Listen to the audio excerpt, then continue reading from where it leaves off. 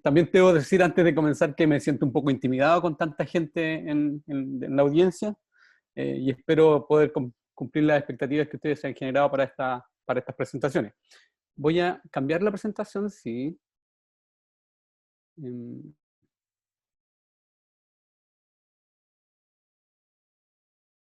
Vamos a seguir en la línea del hígado primero.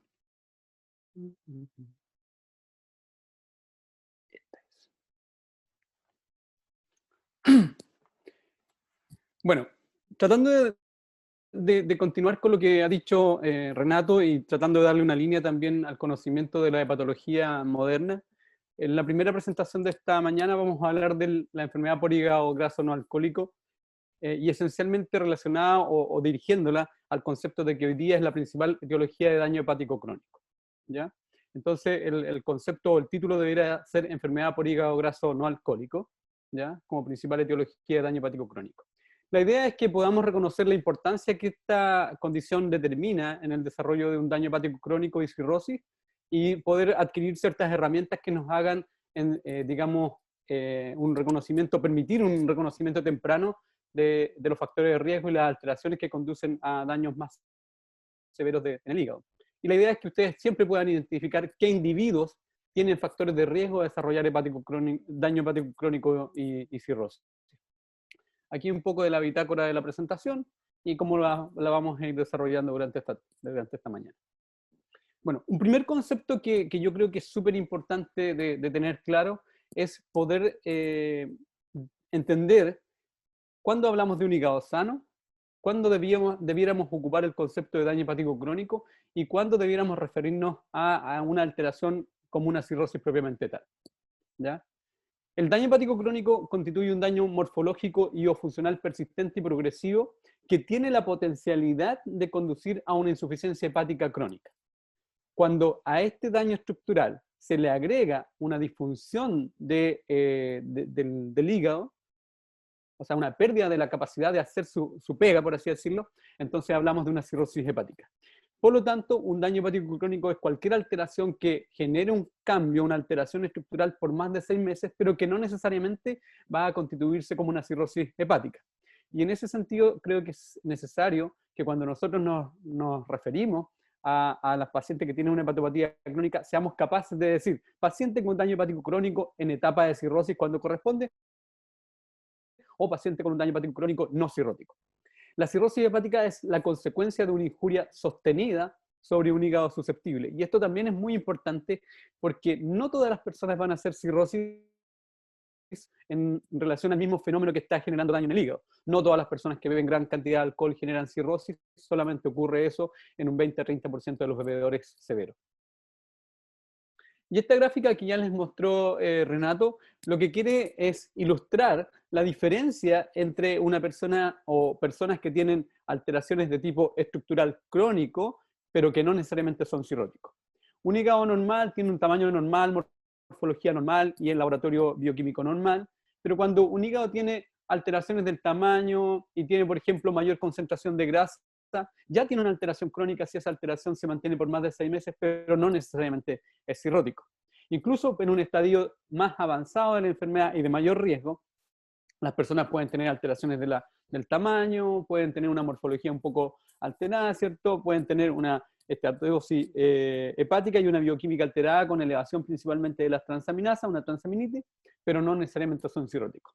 Pero cuando el paciente tiene reducción del tamaño o morfología derechamente alterada, con o sin grasa en el hígado, y además de eso puede o no haber una bioquímica alterada, porque no todos los cirróticos tienen alteraciones de los exámenes, y además hay evidencias de disfunción hepática o hipertensión portal, ahí recién conversamos y empleamos el término de cirrosis hepática. Por lo tanto, primer concepto, cada vez que hablemos de daño hepático crónico, es importante que diferenciemos si el paciente es cirrótico o el paciente no es cirrótico.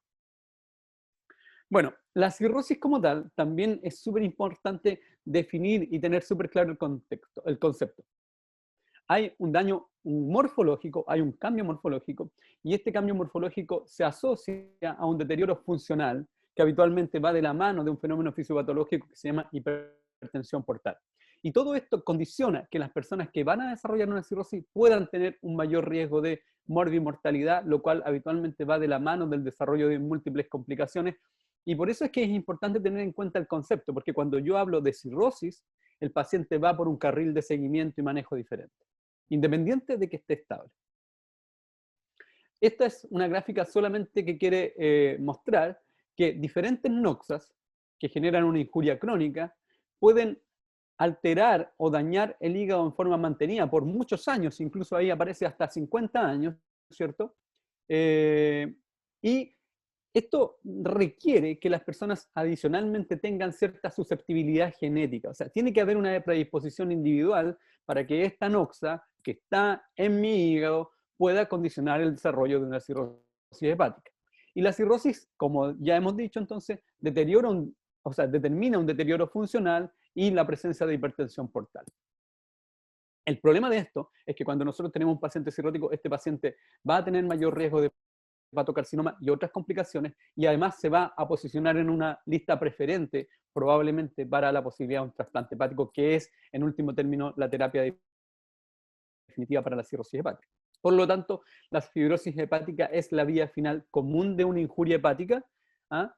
Y esto es extremadamente importante también. Su presentación es inaparente en la mayoría de los casos. O sea, los pacientes que tienen una injuria hepática crónica, o sea, una alteración, una noxa que está dañando el hígado y que se mantiene por más de 6 meses, habitualmente no tienen ningún síntoma. El hígado no duele, el hígado no da manifestaciones específicas.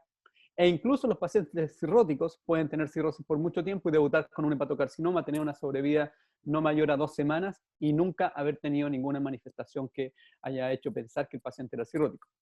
Y las manifestaciones clínicas llegan muchas veces con años o décadas de retraso, o definitivamente cuando el paciente se descompensó y su riesgo de morbimortalidad aumenta dramáticamente.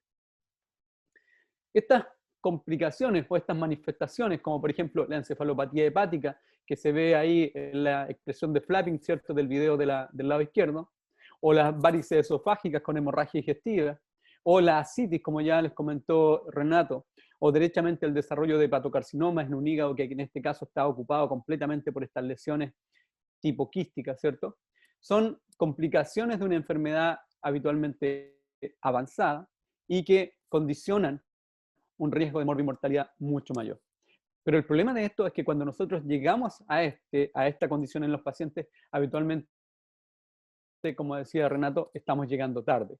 Y el propósito de esta presentación y probablemente de los conceptos que Renato también trató de incorporar es que nosotros pensemos en el daño hepático crónico y en la cirrosis de manera mucho más precoz y en los factores que condicionan su desarrollo de manera mucho más temprana. El fenómeno fisiopatológico más relevante que determina que las personas desarrollen o complicaciones relacionadas con la cirrosis se llama hipertensión portal. Yo le explico a los pacientes esto.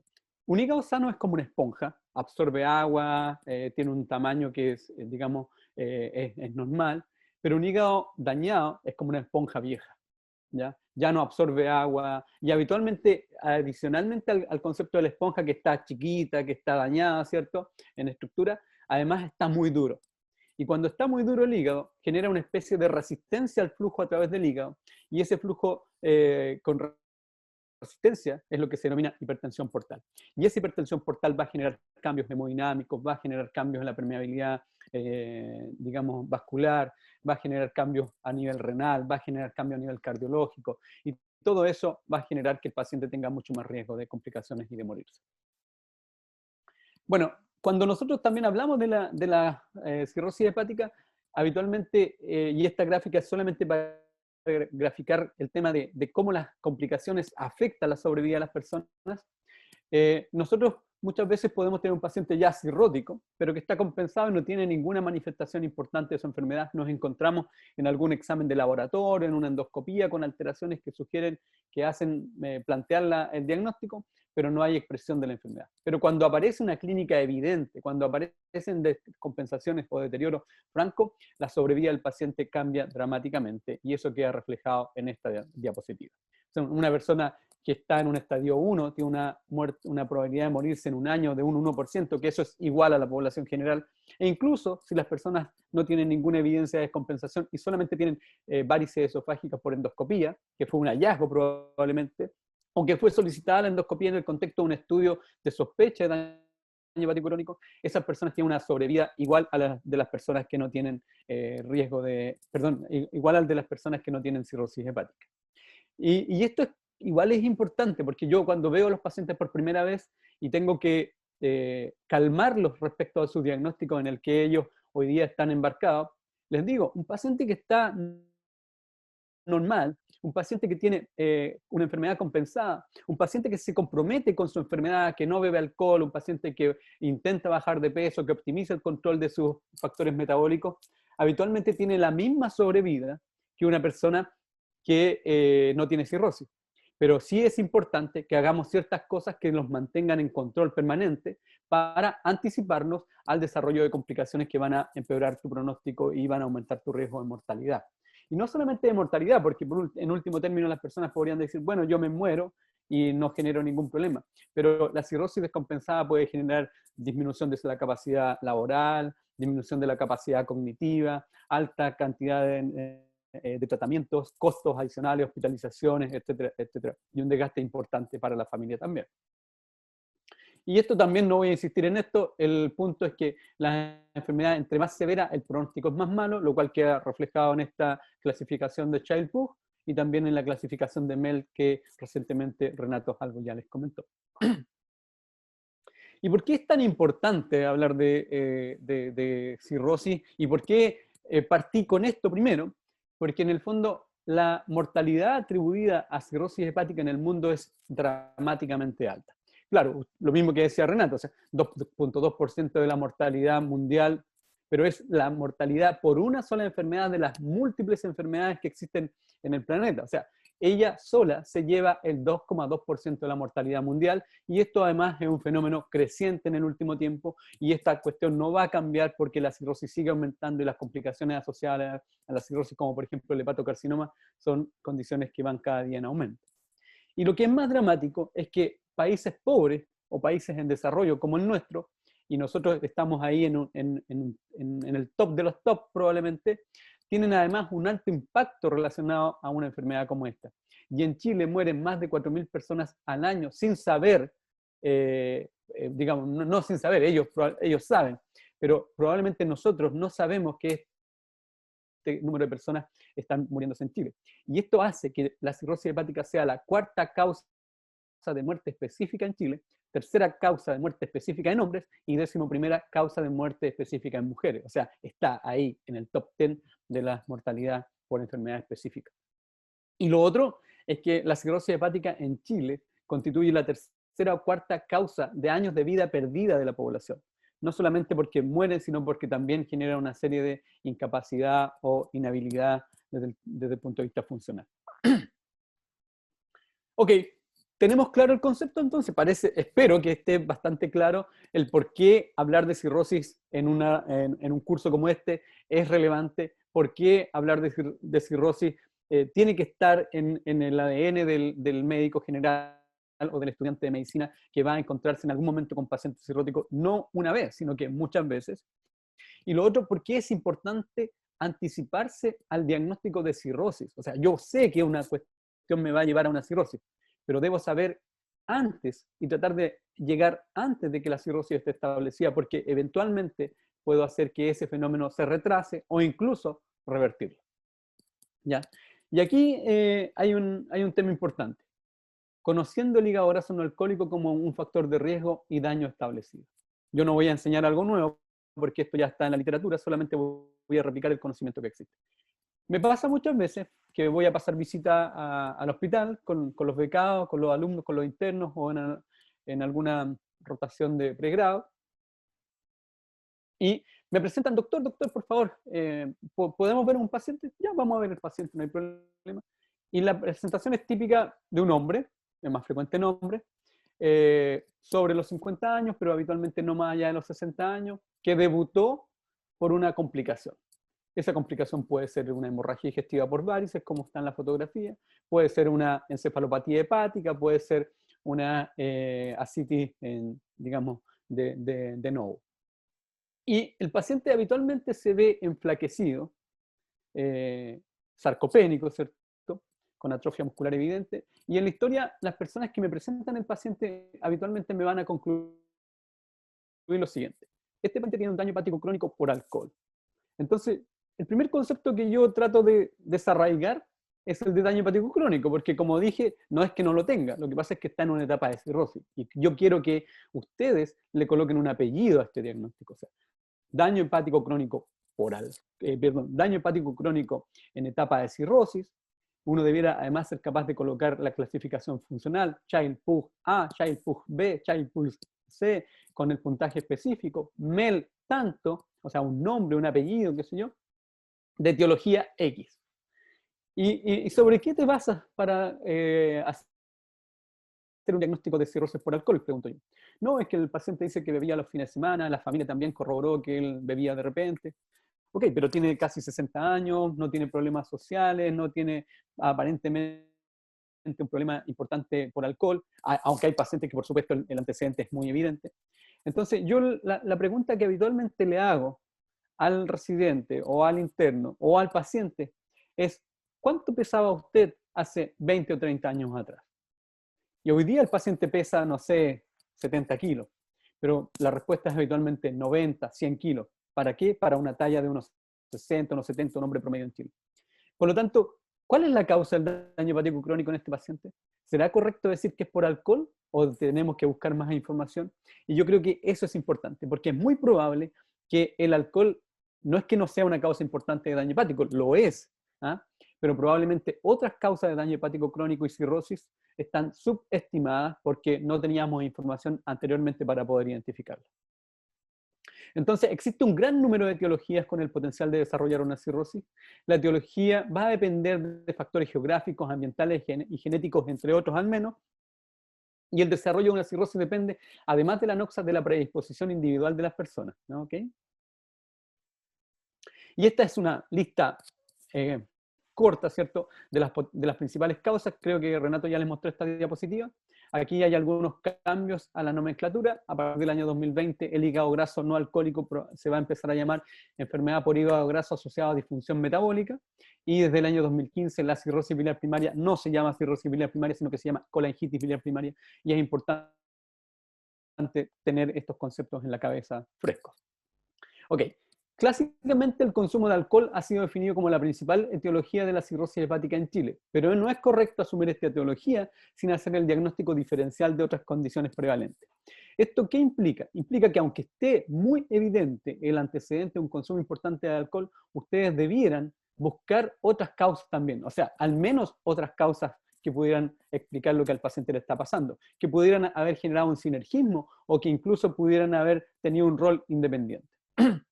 Este estudio tiene varios años, más casi 12 años, se publicó en Chile por la Universidad de Chile, el doctor Zapata en ese tiempo, y determinaron que casi el 86% de las causas de cirrosis en Chile eran por alcohol, donde el alcohol se llevaba al 40%, otro era virus C, criptogénico, que es cuando no somos capaces de identificar la causa específica, hepatitis autoinmune y hígado graso no alcohólico, el NASH, con solo un 9% de los casos. Ok. Pero el conocimiento del hígado graso no alcohólico es relativamente reciente y de hecho recién en el año 2000 se estableció que hay hígado graso no alcohólico y se asoció con el síndrome metabólico de manera más clara. Por lo tanto, es muy probable que la información que hayamos tenido respecto a estos pacientes en el pasado haya sido insuficiente y hayamos sobreestimado el valor que el alcohol tenía en este grupo. ¿Qué es el hígado graso no alcohólico? El hígado graso no alcohólico es el aumento del contenido de grasa en los hepatocitos. En condiciones normales, no más allá del 5% de las células hepáticas van a tener grasa, triglicéridos particularmente, pero cuando ese porcentaje aumenta, hablamos de hígado graso, ¿ya? Y este hígado graso no alcohólico, habitualmente lo vamos a encontrar por ecografía o por otras imágenes, y debe estar asociado a una ausencia de otras causas que generen infiltración grasa o a una ausencia de un consumo significativo de alcohol. ¿Qué significa consumo significativo de alcohol? Sobre 30 gramos de alcohol al día en el hombre, sobre 20 gramos al día en las mujeres. Y esto es lo más importante de esta diapositiva. Es hoy día, de una manera clara, la enfermedad hepática crónica más prevalente, más frecuente en la población general mundial. Por supuesto, en los países desarrollados hay más evidencia, en los países del primer mundo, y la prevalencia promedio es 20 a 30% de la población general. O sea, si llevamos ese dato solamente a Chile, en Chile al menos 5,5 millones o casi 6 millones de personas van a tener hígado graso por imágenes bajo este concepto. Es un número tremendo. ¿Y cuál es el contexto? ¿Qué es lo que determina que las personas lleguen a estar en esta situación? Bueno, los mismos factores que hoy día condicionan cambios, digamos, de enfermedades crónicas no transmisibles en nuestra población. Uno, el estado nutricional. Ustedes ya saben que el sobrepeso o la obesidad es una pandemia. En Chile más del 60%, más del 70% incluso de las personas tienen algún grado de sobrepeso u obesidad. La diabetes también es digamos, es muy prevalente, casi el 15% o casi el 13% de la población general. La hipertensión arterial también, y el sedentarismo, para que hablar sobre el 80% de las personas son sedentarias en nuestro país. Entonces, estos factores van a condicionar que las personas, en relación a los hábitos de vida de la sociedad moderna, aumenten de peso, y ese aumento de peso va a generar una acumulación de grasa anormal en diferentes tejidos y órganos. Los tejidos principalmente son los músculos y los órganos son principalmente los órganos abdominales o la cavidad abdominal, entre otros, ¿ya? Este fenómeno va de la mano de un aumento progresivo de la resistencia a la insulina en la medida que aumenta la infiltración grasa en nuestro cuerpo, y por lo tanto la ocupación de la glucosa que anda dando vuelta en nuestro organismo se hace mucho más difícil. El páncreas necesita secretar más insulina para metabolizar la misma glucosa, y finalmente los pacientes van aumentando de esta manera el riesgo de desarrollar una diabetes también en el tiempo. En la medida que las personas aumentan de peso y se hacen sedentarios y tienen además la predisposición genética, van a aumentar la concentración de grasa visceral, pero por otro lado también van a aumentar la concentración de grasa específicamente en órganos como el hígado. Y todo esto va a aunar para que las personas globalmente aumenten su riesgo cardiovascular. Entonces, lo que no es correcto es asumir que las personas que tienen factores de riesgo cardiovascular solamente tienen riesgo cardiovascular. Hoy día el concepto y el que hay que incorporar es que las personas que tienen riesgo cardiovascular también tienen riesgo de enfermedad hepática crónica y especialmente de daño hepático o cirrosis, incluso sin beber una gota de alcohol. Y ese es un concepto que yo permanentemente le recalco a las personas. Ahora, puede haber posiblemente una sinergia, y eso es algo que se tiene que estudiar, entre estos factores que están asociados al estilo de vida moderna, ¿cierto? Sedentarismo, trabajamos siempre en una oficina, hacemos poca actividad física, comemos mucho carbohidrato, ¿ah? Bueno, también una dieta rica en grasa, pero probablemente los carbohidratos son el principal problema. Y es posible que también haya digamos, un aporte de un consumo de alcohol importante en nuestra población. Y esto dice que el 10% de la población en Chile tiene un consumo riesgoso de alcohol para la salud o para la sociedad. Ahora, si ustedes sacan la cuenta, 11 o 12% de la población que tiene un consumo riesgoso de alcohol contra más de un 60% de la población que tiene problemas relacionados con el sobrepeso o la obesidad, entonces es muy probable que lo que yo les acabo de plantear de que el hígado graso no alcohólico estaba subdeterminado en el pasado y que el alcohol estaba sobreestimado sea correcto. Ahora, esta digamos, es una noticia que salió hace 3 años, la destaqué porque a quien entrevistaron fue mi profesor en la Universidad Católica, el doctor Marco Arrese, y decía que en ese momento el 30% de los adultos chilenos tenían hígado graso y un tercio de ellos agravará su condición. ¿Y qué significa eso? Significa que esas personas tienen riesgo de desarrollar una cirrosis o inflamación del hígado que puede conducir a una cirrosis. Por lo tanto, el NAFLD o la enfermedad por hígado graso no alcohólica es una condición altamente prevalente que tiene una directa relación con cambios del estilo de vida de la sociedad contemporánea y que se puede asociar a un mayor riesgo de mortalidad. Este es el fenómeno. Dieta, sedentarismo, genética, condicionan sobrepeso, obesidad, ¿cierto? Aumento de la grasa visceral subcutánea, resistencia a la insulina, infiltración grasa hepática, y esta infiltración grasa hepática puede condicionar inflamación del hígado, y ese hígado inflamado en un grupo importante de las personas puede llegar a una cirrosis hepática y el desarrollo de hepatocarcinoma. Hay una serie de factores inflamatorios que van a contribuir a todo este proceso y probablemente lo que hacen es generar un círculo vicioso donde todo el sistema da vuelta generando inflamación persistente de órganos y sistemas. Y todo esto además va en la línea de tener mayor prevalencia de síndrome metabólico, mayor riesgo de diabetes y mayor riesgo de enfermedad cardiovascular. Ahora, por supuesto que pueden haber otros factores que condicionen esto. La genética de cada uno va a hacer que algunas personas tengan más riesgo. La obesidad como tal, ¿qué nivel de obesidad tengo? Por supuesto que también se ha postulado que la microbiota intestinal está o va a estar muy involucrada en el desarrollo de complicaciones hepáticas a largo plazo, los estados de inflamación crónica, disfunción mitocondrial y factores ambientales.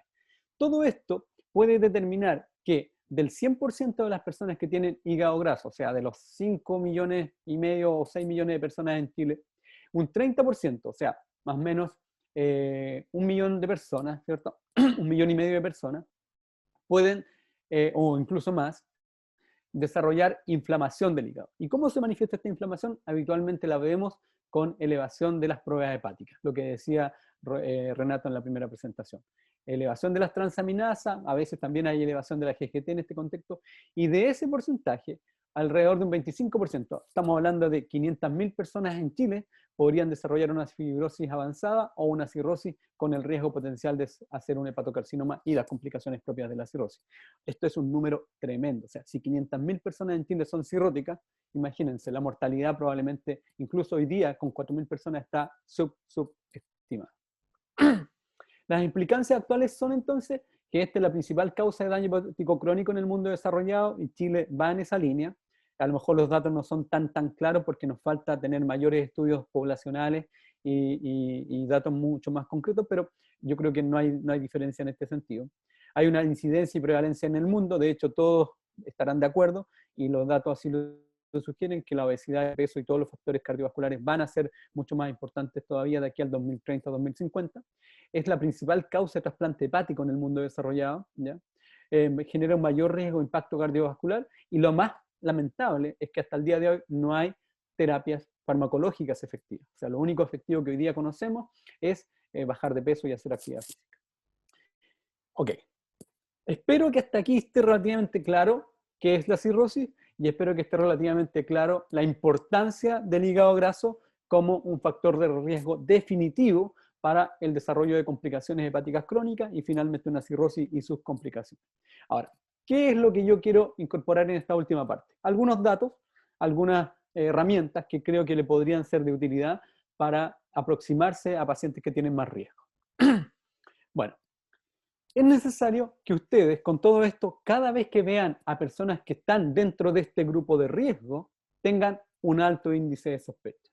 O sea, debemos identificar tempranamente a aquellas personas que tienen hígado graso no alcohólico y de estas 30% de la población global, entonces tratar de definir aquellos grupos que tienen mayor riesgo. ¿Cuáles son los grupos que tienen mayor riesgo? Aquí están. La obesidad. El primer elemento es la obesidad. En una persona que tiene un peso normal, con un índice de masa corporal normal, la probabilidad de tener hígado graso es alrededor de un 15%, o sea, no es cero, ¿ya? Eso no está muy claro cuál es la causa, de hecho, los estudios son más bien en población asiática, y es posible que hayan otras enfermedades que también generan infiltración hepática, infiltración de grasa hepática. Pero cuando una persona tiene obesidad mórbida, y está incluso en el grupo de los que van a ir potencialmente a una cirugía bariátrica, el porcentaje de esas personas que tienen hígado graso puede superar el 90%, o sea, es casi todo, ¿de acuerdo? Los pacientes diabéticos, y esto, entonces la obesidad en sí misma, independiente que las personas sean diabéticas, independiente que tengan alteraciones del colesterol, un síndrome metabólico, con todo, es el factor de riesgo más importante hoy día para el desarrollo de hígado graso no alcohólico. La diabetes, diferentes estudios plantean que el porcentaje de hígado graso en los pacientes diabéticos puede ir de un 60 y algo a más de un 80% de los casos, por lo tanto también es un factor de riesgo muy relevante. La dislipidemia, en el hígado graso puede estar presente aproximadamente en un 50% de los pacientes que tienen alteraciones del metabolismo del colesterol. Y finalmente, aquellas personas que tienen un síndrome metabólico donde se juntan todos estos factores van a tener, por supuesto, un riesgo aumentado. Y esto se suma al hecho de la edad. O sea, si yo, además de todo esto, tengo una persona que tiene más de 50 años, el riesgo de que esta persona tenga una fibrosis avanzada o un riesgo mayor de una cirrosis hepática está aumentado. Y ojo con esto, cuando uno habla de edad mayor, de repente uno se va quedando pegado con los 80, hoy día la gente a los 50 es joven, a los 60 es joven, a los 70 es joven, hoy día los viejitos, por así decirlo, son de 80 para arriba, pero no. La idea es que 50, incluso un poco menos probablemente con el tiempo, en la medida que los niños son obesos, en la medida que los niños van a tener problemas de riesgo cardiovascular, es posible que de aquí a unos par de años estemos hablando de que personas desde los 30 o 40 años ya están consideradas en un grupo de mayor riesgo. Y entonces lo que quiero dejar en claro es que es gente que habitualmente está en una etapa productiva de la vida, está haciendo su vida normal, son personas entre comillas sanas con factores de riesgo cardiovascular. Por lo tanto, en ese grupo nosotros debiéramos pensar que el hígado también es un órgano blanco que puede estar sufriendo las implicancias de todo este problema. Ahora, cuando tenemos este grupo de riesgo, si a eso le sumamos que el paciente tiene esteatopatitis, o sea, si están presentes todos los factores y además hay inflamación, hay elevación de las transaminasas, entonces ese es un grupo particularmente importante que tiene un riesgo de un 20 o 25% del total de este grupo, ¿cierto? O sea, estamos hablando casi 500.000 personas en Chile que podrían tener fibrosis avanzada o desarrollar una cirrosis como tal. Por lo tanto, esto del alto índice de sospecha, la necesidad que tenemos de que ustedes, los clínicos que van a encontrarse con la mayoría de los pacientes, estén atentos precozmente al problema es muy, muy importante. Lo otro es que si nosotros, bueno, no encontramos nada, no nos queda muy claro, se nos pasó el tema, no estábamos tan atentos. Pudiera ser que encontremos algunos hallazgos del examen físico o incluso del laboratorio, que ya fueron mencionados previamente, que debieran ponernos atención respecto de que este paciente podría tener un riesgo aumentado de una cirrosis hepática, un daño ya más severo. En general, los hallazgos típicos del daño hepático crónico, estos estigmas de daño hepático crónico que nos han enseñado todos, que tienen que ver con la circulación colateral, que tienen que ver con la palma hepática, la hipertrofia parotidia, la ginecomastia, la telangiectasia aracniforme, el examen físico es bastante poco sensible. O sea, encontramos esta alteración en un porcentaje que no supera el 50% de todos los pacientes que tienen un daño hepático establecido. Pero cuando las encontramos, pueden ser una alteración altamente específica que nos tiene que hacer pensar que el paciente tiene una cirrosis hepática o que tiene un daño hepático un poco mayor. Estamos llegando probablemente tarde, pero esperemos llegar ahí y no a que el paciente llegue descompensado. Porque en esa etapa eventualmente todavía podemos generar cierta reversibilidad y podemos hacer que el paciente tenga menos riesgo de complicaciones. De estos hallazgos probablemente, no probablemente, sino que los que se describen que tienen mayor posibilidad de orientar hacia la posibilidad de una cirrosis hepática son las angioplasias, perdón, las telangiectasias aracniformes. Y las telangiectasias aracniformes habitualmente están en tórax y habitualmente están en la cara. Entonces, si yo no tengo tiempo para hacer un examen exhaustivo, al menos descubriré parte del tórax, la parte alta, ¿cierto? Y miraré bien la cara, y si el paciente en el contexto de factores de riesgo cardiovascular tiene angioplasias o telangiectasias, yo debiera ir a buscar el hígado de manera más dirigida. El otro tema, y me pasa mucho que hay pacientes que se dan una larga vuelta estudiando qué está pasando con las plaquetas, han ido al hematólogo, le han hecho biopsia hepática, y recién después de todo eso llegaron a verme porque le dijeron que tenía un daño hepático crónico. Las plaquetas, y ojo, habitualmente uno piensa en plaquetas bajas, menos 140.000, menos 100.000, no. Los laboratorios incluso informan rangos de normalidad menores a 150 o menos 140.000. Pero la literatura dice que las personas que tienen plaquetas bajo 160.000 son un grupo que tiene hasta 6 veces mayor riesgo de ser cirrótico que una persona que no tiene las plaquetas en ese rango. Por lo tanto, ahí tenemos dos tips muy importantes. Los hallazgos del examen físico, si es que estuvieran presentes, o las plaquetas como alteración altamente específica. Las personas, el otro elemento que también es importante tener en cuenta es que las personas que están en este grupo de enfermedad por hígado graso no alcohólico, además tienen un mayor riesgo cardiovascular. Y este mayor riesgo cardiovascular queda bastante claro en esta diapositiva. Ustedes pueden ver cuáles son la comorbilidad cardiovascular asociada a los pacientes que tienen hígado graso no alcohólico sin esteatohepatitis y cuál es el riesgo que tienen aquellos que ya tienen una inflamación propiamente tal. Y ustedes fíjense, el porcentaje estadounidense de población general es N, pero el porcentaje de pacientes que tienen este tipo, digamos, que son portadores de este tipo de condiciones en el contexto de un NAFLD es casi el doble en la mayoría de los casos. ¿Y para qué hablar de cuando hay evidencias de inflamación? El valor es casi el triple o el cuádruple de lo que la población general tiene. Por lo tanto, los pacientes con hígado graso no alcohólico, en la medida que además tienen inflamación, tienen un riesgo cardiovascular dramáticamente mayor. Y muchas veces se ha planteado que incluso los pacientes podrían tener un hígado graso y ser ese uno de los factores que puede predisponer a que el paciente tenga mayor riesgo de diabetes, mayor riesgo de complicaciones cardiovasculares a largo plazo. Por lo tanto, ojo con el hígado graso, no lo minimicen, no lo relativicen, denle más importancia en los hallazgos de ecografía o de otros métodos de imagen. Y esto también queda claro en esta diapositiva. Globalmente, o sea, estoy hablando no de los pacientes que tienen esteatohepatitis, sino que del hígado graso no alcohólico como un todo. Cuando hacemos un seguimiento, aquí tenemos un periodo de 16 años de seguimiento, ustedes pueden ver que después del 7º año, las personas que tenían hígado graso se empiezan a morir mucho más que las personas que no tenían hígado graso. O sea, la expectativa de vida de las personas con hígado graso es menor en el tiempo comparado con la población general, y además la razón por la que se mueren las personas es por enfermedad cardiovascular, incluso más importante que la descompensación o el desarrollo de enfermedad hepática más agresiva propiamente tal. Por lo tanto, si tienen un paciente con hígado graso, busquen factores de riesgo cardiovascular, y si tienen la posibilidad de tener una evaluación cardiovascular más activa, háganlo. Lo otro, que también lo mencionó Renato recientemente, el hígado graso no alcohólico es un diagnóstico de descarte, y esto queda claro en esta diapositiva.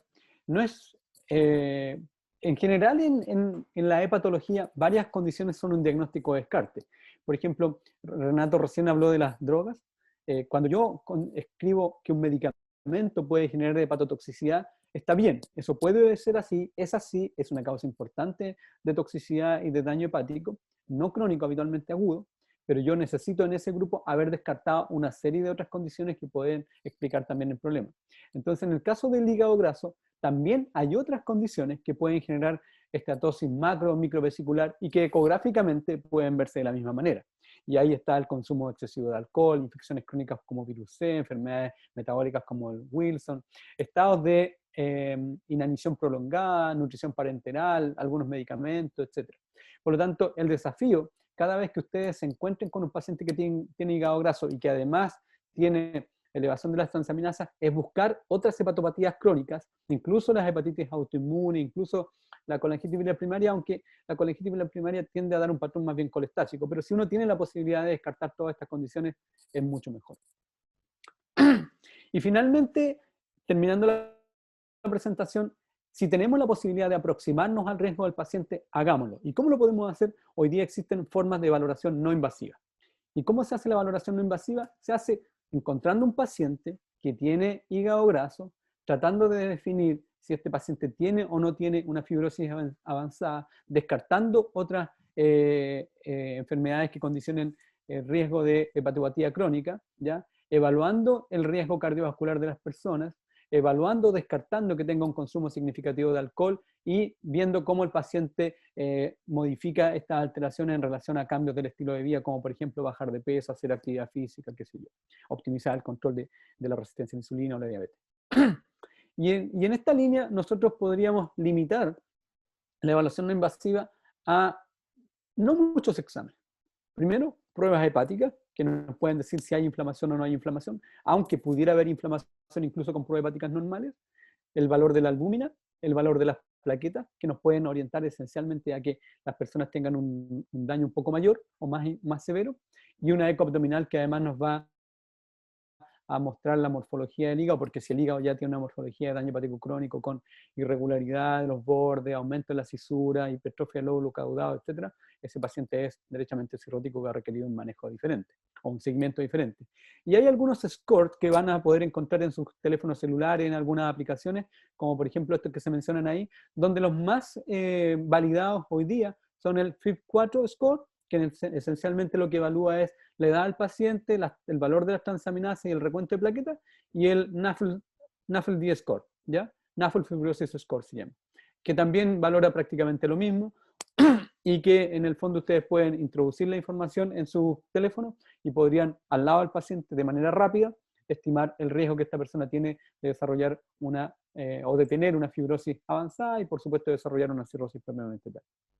Otra herramienta que hoy día tenemos disponible en algunas partes, por ejemplo en Valdivia, hace 4 semanas que contamos con un equipo que se llama, con un equipo especial que se llama FibroScan y que realiza una medición de cantidad de grasa hepática y además una estimación no invasiva de fibrosis hepática, es la elastografía hepática. La elastografía hepática, perdón, es una técnica de ultrasonografía que emite una onda que genera este transductor y esa onda se mueve a través del parénquima hepático y a la velocidad que se mueve y según la capacidad de atenuación que tenga esa onda, uno puede estimar cuánta grasa tiene el hígado y lo puede definir en qué porcentaje, y eso también puede ser más porcentaje, más riesgo, ¿cierto? Y también, por otra parte, podemos determinar el nivel de fibrosis, o sea, en qué grupo de fibrosis está el paciente, si está en si es normal, porque puede tener esteatosis, pero no hay fibrosis, puede tener una fibrosis leve, moderada, severa, puede estar ya en un estadio de cirrosis. Y de hecho, quiero mostrarles este ejemplo. Hace aproximadamente 5 o 6 semanas atrás vi a una señora de 59 años que me consultó por pirosis. En el fondo un signo típico de un reflujo gastroesofágico, ¿cierto? La señora tenía algunos factores de riesgo cardiovascular, principalmente era muy gordita, tenía una diabetes. No, yo no tenía ningún parámetro de laboratorio en ese momento. Entiendo que era dislipidémica también y claramente cumplía varios de los factores de riesgo cardiovascular considerados en el síndrome metabólico y tenía 59 años. Así que como teníamos ya disponible la elastografía hepática, se la solicité y la elastografía mostró esto. La señora me fue a consultar por reflujo, por pirosis, ¿ya? Y tenía un índice de atenuación, perdón, de 350 y tenía un KPA, que en el fondo es la resistencia que se genera al paso la velocidad que se genera cuando esta onda pasa por el hígado, que mientras más rápida significa que el hígado está más duro, se mueve más rápido la onda y por lo tanto tiene más daño.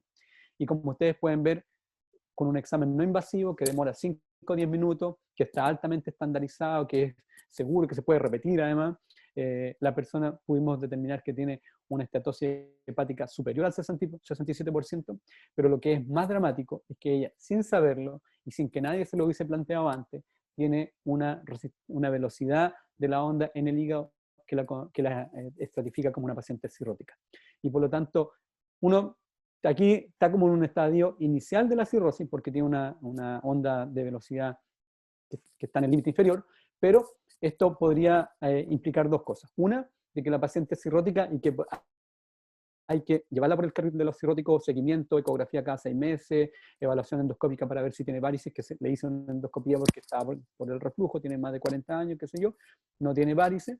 Pero además, el otro carril es el de hacer intervenciones que eventualmente puedan mejorar a esta paciente. O sea, optimizar el control de su diabetes, insistir en que puede bajar de peso, insistir en que puede hacer actividad física, insistir en que no beba nada de alcohol y hacer seguimiento. Eventualmente, como está en el límite, pudiéramos ver cierto grado de reversibilidad de esta fibrosis cuando la fibrosis, por supuesto, no es tan avanzada. Finalmente, para terminar, decir que el daño hepático crónico y la cirrosis hepática son consecuencias de una injuria hepática crónica mantenida en el tiempo en el hígado de una persona susceptible. Y esto es de la susceptibilidad relevante, porque no todas las personas van a ser cirróticas independientes que estén expuestas a la misma noxa. La cirrosis hepática es la consecuencia final común de esta injuria hepática que condiciona daño estructural y deterioro funcional, lo que se asocia a un alto riesgo de morbi-mortalidad.